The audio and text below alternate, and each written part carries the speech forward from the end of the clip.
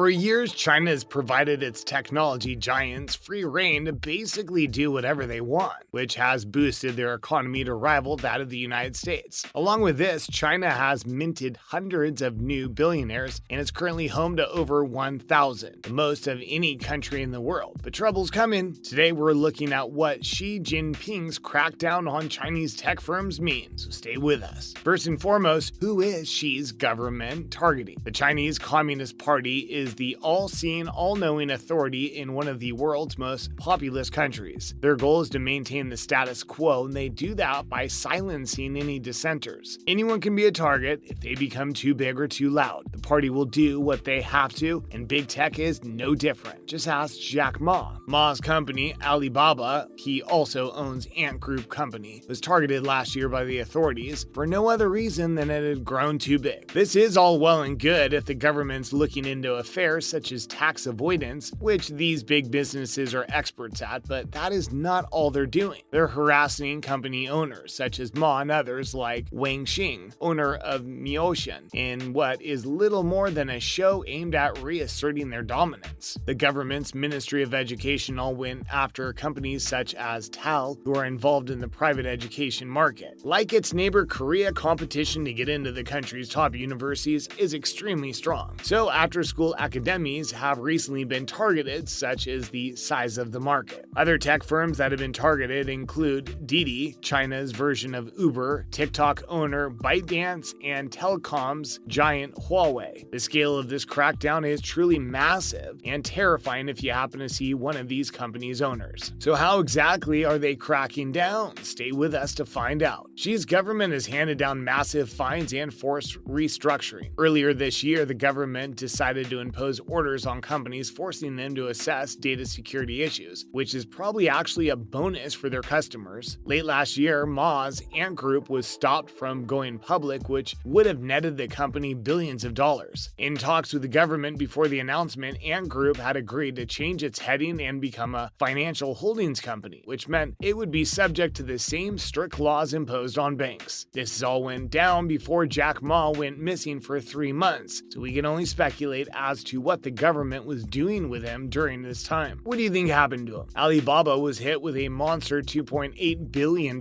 fine for the heinous crime of monopolizing the market, and the directors were ordered to change its practices. Didi had to remove its app and other related tech from the phones of users. The company behind WeChat, Tencent, were forced to give up music streaming rights. The government has also pushed through new laws designed to stop these monopolistic practices. Earlier this year, Beijing announced that they would be declaring all cryptocurrency transactions illegal. Good luck with that, Mr. Xi. That exact attitude is the reason why a decentralized monetary network was created. Do you have any crypto holdings? Let us know what you've invested in below. So how much are we talking here? How much is at stake? Let's see. Ant Group is a big player in China's online payments market, and these measures could slash Ant's valuation by as much as $50 billion. So it's not exactly a small change. Tencent's fintech division is also at risk, which was valued at around $120 billion before the crackdown. It's yet to be seen how much they'll have lost after these measures. Meishuan lost around $60 billion after Xi's pit bulls ordered food delivery app owners to pay their drivers at least minimum wage. TAL, the learning platform, saw a dip in shares of over 70%. Whilst these measures are harming China's big tech, it's hard to feel sorry for these guys. I mean, using the food delivery apps as an example, the little guy wins here. The government is actually looking out for the people who are lowest down on the social ladder. Sure, there are ulterior motives. They're doing this to win hearts and minds. No, make no mistake, they are flexing their muscles in this way to let the billionaires know who's boss. It's actually good to see them squirming for a change. What else is behind the crackdown then? As we have said, there is no doubt there is an element of asserting power in Beijing's play here. And what else is driving this crackdown? The biggest tech companies in the country, Alibaba, Tencent, and Ant, had a market valuation of almost $2 trillion.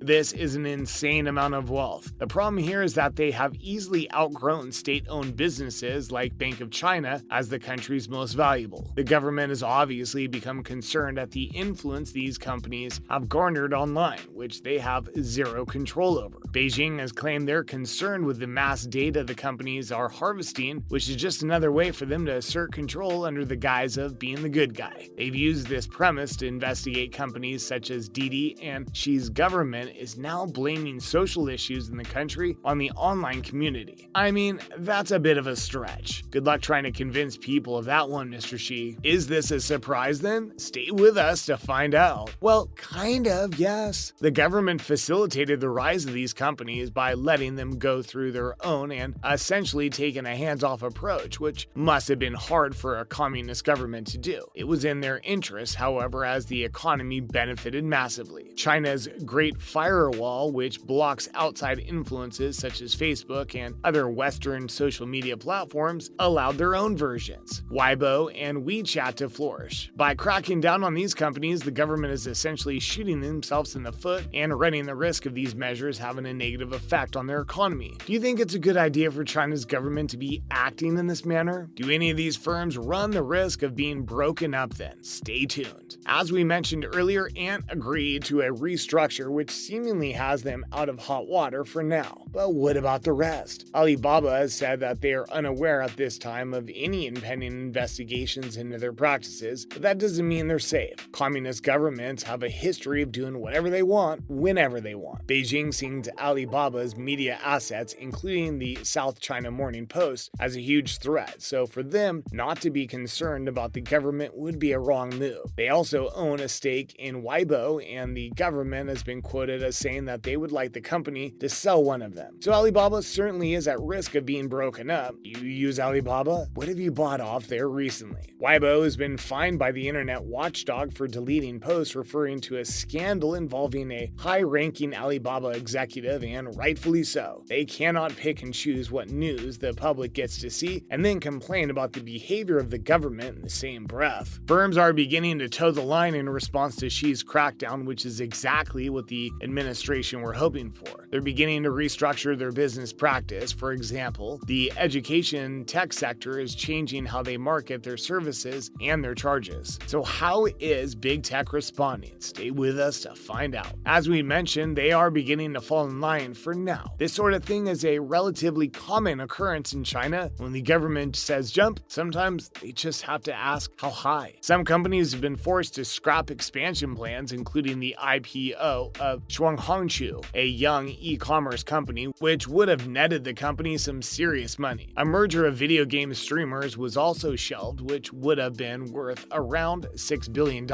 Again, no small change. Another play has been some of these companies donating part of their vast wealth to combat inequality and social issues, which is an obvious ploy to try and get in the good graces of the government. But at the same time, it benefits the little guy again. Jack Ma donated a whopping $7.7 billion to try and fight social injustice. And he's not the only one putting his hand in his pockets. Mai Tuangxing gave away over $2 billion, and ByteDance's Zhang Xingming donated $77 million to help educate youths in his hometown. What would you donate to if you had this sort of money? When all is said and done, we don't feel particularly sorry for these guys, and if it helps cure some of society's problems, then why not? How do you feel about China's sort of Robin Hood stance? As always, thanks for tuning in today, guys, and remember to swing by next time for some more fun revelations.